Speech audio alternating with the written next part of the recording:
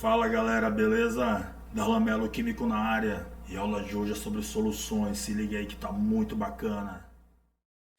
I never made it, but I know what it takes. I'm motivated by Beleza, galera?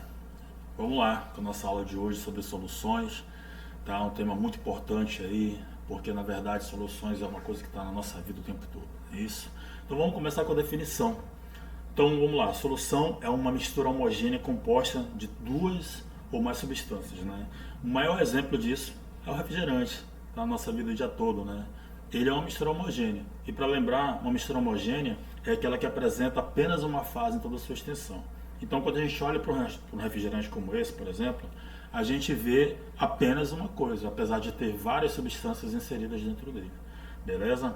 E como que essa solução é feita, né? De duas formas, né? Nós, para termos uma solução, temos que ter um soluto e um solvente. Lembrando que o solvente é aquele componente que apresenta-se em maior quantidade. Já o soluto é o que vai ser dissolvido no solvente.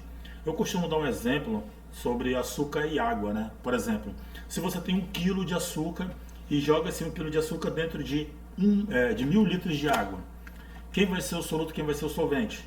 No caso, a água está em maior quantidade, então a água vai ser o solvente e o açúcar vai ser o soluto, tá? 1 kg de açúcar para 1.000 litros de água. Agora, se nós tivermos o contrário, se nós tivermos 1 litro de água para 1.000 kg de açúcar, e aí eu pego essa água e jogo em cima de 1.000 kg de açúcar, o que vai acontecer com essa água? Essa água vai ser dissolvida no solvente, que é o açúcar, beleza? Entendendo isso, cara, fica tranquilo, você vai saber tirar de cara o que é soluto e o que é solvente, beleza? E para isso a gente precisa saber a classificação dessas soluções, tá? Existem 3 tipos básicos de classificação delas, que é pelo estado de agregação, que é pela natureza do soluto e também pela relação entre o soluto e solvente. Quando a gente fala de estado de agregação, estamos falando do estado físico do soluto, aliás, do soluto e do solvente. Principalmente do solvente, que é aquele que vai estar em maior quantidade e vai definir a solução final. Então, esse estado de agregação, como nós falamos, é o estado físico, que pode ser sólido, líquido e gasoso. Então, tem gente que pensa que solução é apenas líquida, né? Mas na verdade não. Existem soluções sólidas. Um exemplo disso é o ouro 18 quilates. Aquele que você tem aí e tal. O ouro 18 quilates, ele é uma mistura, é uma liga metálica, né? É uma mistura de 75% de ouro e 25% de cobre. Né? E por isso que o ouro apresenta esse brilho, essa dureza, né? Essa maior resistência, porque o ouro em si, sozinho, ele é muito mole, muito maleável, tá certo?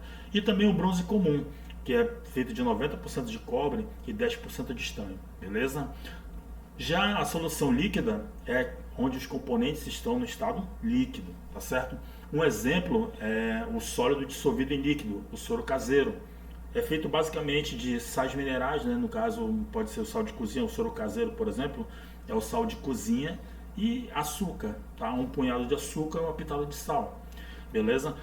Pode ser líquido em líquido, por exemplo, aqui eu tenho o álcool hidratado. O que é o álcool hidratado? É o álcool com água, tá? Então, no caso, geralmente a água, no caso da concentração do álcool, né? O álcool vai estar em maior quantidade, a água em menor quantidade. Então, a água vai ser o soluto do solvente, que vai ser o álcool, beleza? E pode também ser na forma gás dissolvido em líquido, tá certo? Onde nós temos aqui água com gás, né? Tradicional aqui na minha terra, aqui de Manaus. Então, o gás carbônico fica inserido, fica dissolvido nessa água, beleza? Água mineral de boa qualidade, recomendo. Tá certo? As soluções gasosas são aqueles componentes que todos estão na fase gasosa. Um exemplo disso é o nosso ar atmosférico. Olha que cena linda, né? Esse céu maravilhoso. Imagina você pegando um voo, né? Um avião para uma terra que você deseja conhecer e ver esse ar maravilhoso, né? Você viver ali naquela terra para sempre.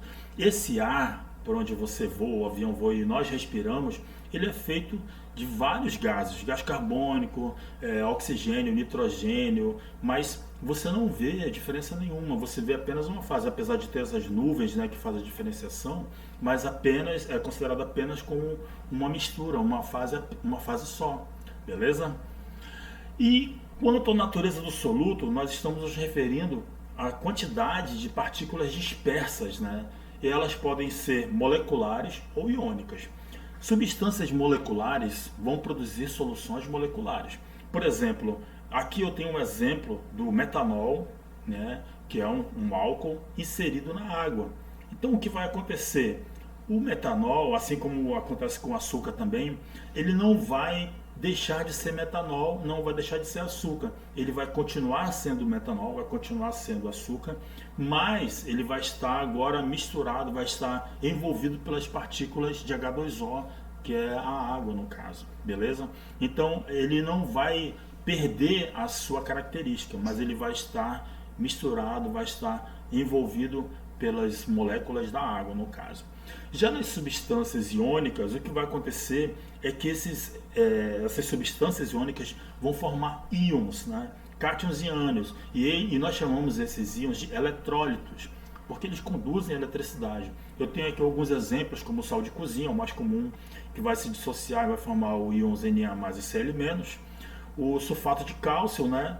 E o bicarbonato de sódio. Então aqui o que vai acontecer, eles se dissociam, formando íons, cátions positivos e ânions negativos. Se você quer aprender mais sobre a diferença entre cátions e ânions e os detalhes, vou deixar um card aqui em cima para você conferir uma aula que eu fiz sobre isso, muito boa também, tá certo? Então nesse caso, o que acontece? Quando essas substâncias iônicas são introduzidas, por exemplo, na água, elas vão se dissociar, vão se separar. Cátion para um lado, ânion para o outro, vão ficar dissolvidos ali naquela substância, beleza? E a relação entre soluto e solvente? Essa propriedade é a quantidade de soluto em relação ao solvente, e isso vai determinar o tipo de concentração, se a substância vai ser insaturada, concentrada, saturada ou supersaturada. Como exemplo, nós vamos usar aqui o sal de cozinha, o cloreto de sódio. Ele tem um CS, que é a constante de solubilidade, de 36 gramas por 100 gramas de água. O que isso quer dizer? Que 36 gramas de cloreto de sódio podem ser dissolvidos em 100 gramas de água. Essa aqui é a capacidade máxima de solubilidade do NaCl em água, beleza? Isso é a constante de solubilização. Então, nesse caso aqui, eu tenho 3 exemplos de substâncias insaturada, saturada e saturada com corpo de fundo. Por quê? O que aconteceu? Aqui eu tenho inserido 20 gramas, 36 gramas e 40 gramas na mesma quantidade de água, 100 gramas, beleza? Então, na solução diluída, o que acontece é que a quantidade de soluto é muito pequena em relação à quantidade de solvente. Então, 20 gramas de água é um valor muito pequeno em relação ao valor que ele precisa, máximo, né, para solubilizar, tá certo? No caso aqui, a constante de solubilidade é 36 gramas. E ele só tem apenas 20, então ele tem aí mais espaço para ser colocado mais sal, ainda assim vai continuar sendo uma solução diluída, tá certo? Insaturada. Já a solução concentrada é aquela que fica mais próxima do coeficiente de solubilidade, mas ainda assim abaixo dele, tá certo? No caso, aqui foi colocado 30 gramas, né? E 30 gramas ainda é menor que 36, beleza? E a solução saturada é quando nós temos a quantidade de soluto máxima permitida na quantidade de solvente naquela determinada temperatura, tá? Um detalhe que a gente tem que levar em consideração é isso, que existe temperatura para cada situação. No caso aqui, geralmente a temperatura ambiente, né? E aqui eu tenho, no caso, 36 gramas diluídos em 100 gramas de água, lembrando que o coeficiente de solubilidade do sal é 36 gramas por 100 gramas de água. Então aqui ele está no limite.